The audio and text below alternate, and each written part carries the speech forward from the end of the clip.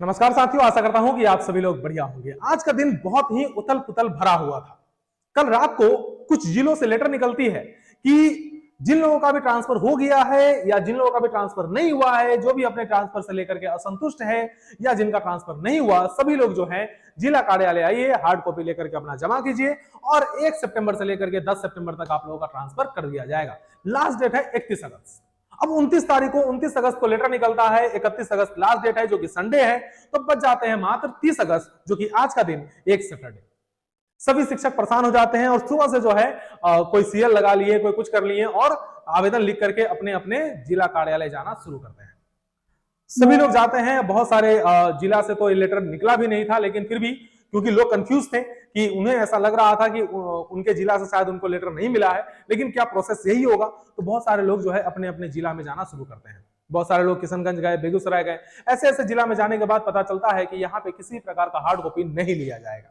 जो भी आप लोग को आवेदन करना है वो ऑनलाइन ही आवेदन करना है।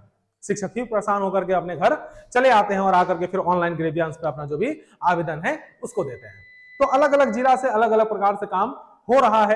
अब लोग यही सब चीजों में दिन भर व्यस्त थे कि शाम में अचानक से ये खबर निकल करके आती है कि हमारे माननीय एसीएस सर का तबादला हो गया है। अब नए एसीएस सर आएंगे और नए एसीएस सर आकर के अपने नए सिरे से जो भी काम काज है वो करेंगे, क्योंकि कोई भी सिंपल सी बात है कि कोई भी व्यक्ति आएगा तो अब क्या होगा कि वो उन चीजों को देखेंगे, समझेंगे, कैसे हुआ, नहीं हुआ, फिर कैसे करना है। और हमारे पास समय है नहीं, मात्र 1 महीना का समय है, सितंबर महीना, और अक्टूबर में आचार संहिता लग जाएगा। उसमें आप लोगों को पता ही है कि हमारा ट्रांसफर अब होने से रहा। ठीक है, तो बहुत सारे लोगों का कॉल आना शुरू हो गया कि सर अब आखिर होगा तो क्या होगा, हम लोग करें तो क्या करें। सभी लोग कंफ्यूज। ठीक है, अभी आप सभी को बता दूं कि एसीएस सर जो पहल था उनका, पिछले 17-18 सालों से लोग ट्रांसफर को लेकर के परेशान थे। किन्हीं का ट्रांसफर नहीं हो पाया। बहुत बार सॉफ्टवेयर का नाम दिया गया कि सॉफ्टवेयर बन रहा है, आवेदन लिए गए, बहुत तरह की चीजें हुई, लेकिन होने के बावजूद भी ट्रांसफर नहीं हुआ। लेकिन हमारे एसीएस सर 1.5 साल का उनका जो कार्यकाल था, उसी कार्यकाल के अंदर उन्होंने 1 लाख से ज्यादा घरों में खुशियां बांटी है। तो इसके लिए शुक्रगुजार तो उनका रहेंगे ही, लेकिन ये उम्मीद था कि अगर वो होते और तो हम लोगों का भी ट्रांसफर हो जाता। अब जब ये मैं बोलता हूं तो बहुत सारे लोग कमेंट भी करेंगे, बोलेंगे भी कि चापलूसी कर रहा है, ये कर रहा है, वो कर रहा है। भैया अगर आप इसे चापलूसी कहते हैं, कोई अगर अच्छा काम करके गया है जिनकी वजह से 1 लाख से ज्यादा घरों में खुशहाली है और उनका मैं अगर तारीफ कर रहा हूं, तो आप मुझे चापलूस कहो, मैं कोई बात नहीं है, मैं उस बात को सहूंगा। लेकिन आप खुद ही सोचो कि पिछले 17-18 सालों में क्या ट्रांसफर हुआ था? नहीं। क्या इतने बड़े संख्या में लोगों का 1 साल के अंदर, 1 साल का 8 महीना के अंदर में 1,30,000 लोगों का ट्रांसफर कर देना कोई आसान काम लगता है आप लोग? क्या किसी भी विभाग में हुआ है? क्या भारत के किसी भी राज्य में इतने लोगों का ट्रांसफर एक बार में हुआ है? नहीं हुआ है। यह एक कीर्तिमान उन्होंने स्थापित किया। उनका एक उद्देश्य था जिसको उन्होंने पूरा करने का कोशिश किया। हां, किसी कारण से वो बार बार चीजें जो है डिले हुई है। उसके भी जो करीब से चीजों को जानते हैं, उन्हें व्यक्तिगत तौर पर जानते होंगे, उन लोगों को पता होगा कि क्या क्या समस्या बीच में आई है। बिना 1 रुपया लगे हुए आपका ट्रांसफर, आपके जो सहयोगी है या फिर 1,30,000 लोगों का जो ट्रांसफर हुआ है, उसमें से तरह तरह के लोग तरह तरह के इंजाम लगाते हैं, वो अलग बात है। लेकिन बिना किसी पैसे से इतने लोगों का ट्रांसफर हुआ, आप समझ सकते हैं कि कितने लोगों को खलता होगा कि हमारा रोजी रोटी मर गया, हमारा ये हो गया, हमारा वो हो गया।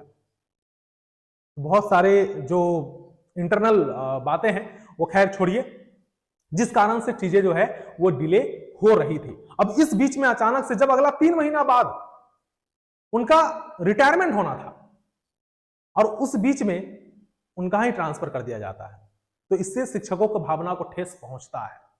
जो शिक्षक उम्मीद लगाए बैठे हुए थे, उन्हें निराशा होती है कि आखिर ऐसा क्यों हुआ, इतनी क्या आवश्यकता थी। खैर छोड़िए, जो भी उनकी ये इंटरनल बातें हैं, जो भी हुआ होगा, पता नहीं क्यों हुआ होगा, कुछ सोच करके ही किया गया होगा। लेकिन एसीएस सर जितना दिन थे, जो भी उन्होंने शिक्षा के लिए किया है वो सराहनीय है और इसके लिए हम हमेशा उनका आभारी रहेंगे।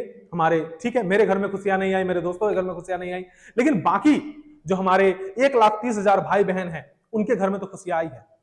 अब जो बाकी बच गए हैं 50 से 60,000 लोग, उनके लिए फिर हम लोग थोड़ा और मेहनत से, थोड़ा और जोश के साथ, थोड़ा और मोटिवेशन से हम लोग संघर्ष को करेंगे, थोड़ा और यूनिटी के साथ हम लोग को संघर्ष करना पड़ेगा।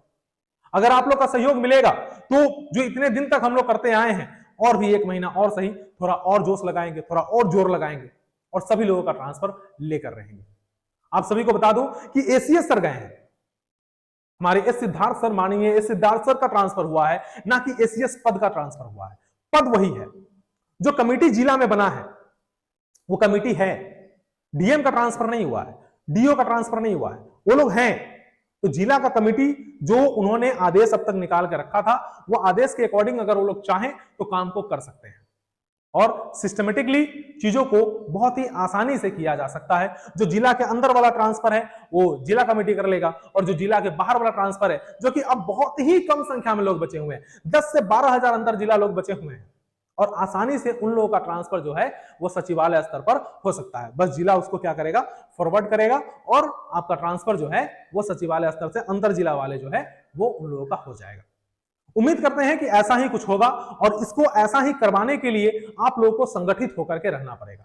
कुछ लोगों को जब मैं बोलता हूं कि संगठित होकर के रहना पड़ेगा, तो कमेंट करते हैं कि आप सेम जिला वाले की बात ही नहीं करते, आप अदर स्टेट वाले की बात ही नहीं करते, आवाज ही नहीं उठाते, हम आपके साथ क्यों जाएंगे? अदर स्टेट वाले तो एक अलग ही यूनियन बनाने की बात करते हैं। अरे भैया, ऐसे यूनियन अगर बनाना होता तो आप लोग पिछले 8-9 महीना से कहां थे? जब इतना संघर्ष करके यहां तक पहुंचे तब कहां थे? तब आपको चाहिए था स्ट्रॉन्ग लीडरशिप। जो कितने लोग आपको दिख रहा है जो ट्रांसफर के बारे में बोल रहा है? आज अगर आप हम लोगों का सपोर्ट नहीं कीजिएगा तो आप बताइए किसका सपोर्ट कीजिएगा? किसके पास जाइएगा? किसके पास? वो एमएलसी प्रत्याशी के पास या एमएलसी साहब के पास? किनके पास जाइएगा? कौन आपका आवाज उठाएगा? इसीलिए नकारात्मक कमेंट करना बंद कीजिए, नकारात्मकता फैलाना बंद कीजिए, और एक साथ होकर के संगठित होकर के काम को कीजिए। हम आज ही बोलेंगे, आज आपका सपोर्ट मांग रहे हैं, लेकिन फिर भी आपको बोलेंगे कि पहला प्राथमिकता जो उस जिला के मूल निवासी है उनको मिलना चाहिए। अब क्यों मिलना चाहिए बार बार नहीं बोलेंगे। पहला प्राथमिकता उस जिला के मूल निवासी को मिलना चाहिए, क्योंकि वो अपने घर के पास जा सकते हैं, आप अपने घर के पास जाकर के ड्यूटी नहीं कर सकते हैं। हाँ, जो बॉर्डर से सटे हुए लोग होंगे वो कहेंगे कि बॉर्डर में दे दीजिए, सबको बॉर्डर पर भेज देंगे तो क्या हो जाएगा? फिर ये जो बाकी जगह का टीचर कहां चले जाएंगे? तो ऐसा नहीं है। जो उस जिला के मूल निवासी है, पहला प्राथमिकता उनको मिलना चाहिए तो मिलना चाहिए, और मिलेगा। मिलेगा। हम ये कह रहे हैं कि ट्रांसफर आपका भी होगा, लेकिन प्राथमिकता पहले जिला के मूल निवासी को मिले, उसके बाद जाकर के अदर स्टेट वाले को भी मतलब ट्रांसफर होना चाहिए। आखिर वो लोग भी परेशान हैं। ठीक है, फोन आते हैं, बहुत सारे बहन हमारी फोन करती है कि बिहार वाली बहन है, यूपी वाली बहन नहीं है। सभी हमारी बहन है, होगा ट्रांसफर, काहे घबराते हैं? पहले उनका हो जाने दीजिए, उसके बाद आप लोग का भी होगा, सभी लोगों का होगा। हम तो बात यहाँ पे 1,90,000 लोगों की कर रहे हैं। हम तो बात यहाँ पे सिर्फ 1,20,000, 30,000, 40,000 की नहीं कर रहे हैं, 1,90,000 की बात कर रहे हैं। वो 50-60 हजार में हमारे खुद के बहुत सारे लोग हैं। ठीक है, तो इसीलिए ट्रांसफर सबका होना है। अगर ये भेदभाव को खत्म नहीं करके एक साथ होकर के काम नहीं कीजिएगा तो जो जहां है वहीं रह जाइए।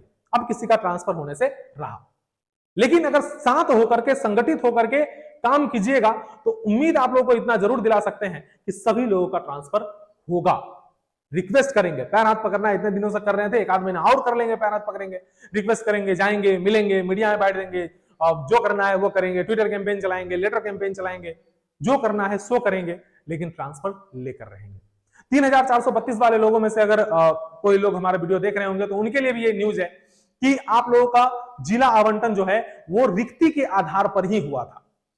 और क्योंकि देखिए, किशनगंज का ही हम एग्जांपल ले लेते हैं। किशनगंज में 100 से ज्यादा लोग जाना चाह रहे थे 1 to 5 में, मान लेते हैं 100 से ज्यादा लोग वहां पे जाना चाह रहे थे, लेकिन उसमें से 35 लोगों का जिला आवंटन किया जाता है।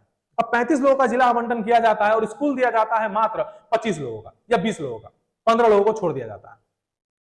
ठीक है, जब ये लोग अपने किशनगंज डीओ के पास कॉल करते हैं तो पता चलता है क्या कि यहां रिक्ति नहीं है, इसीलिए आप लोग को स्कूल नहीं मिला है।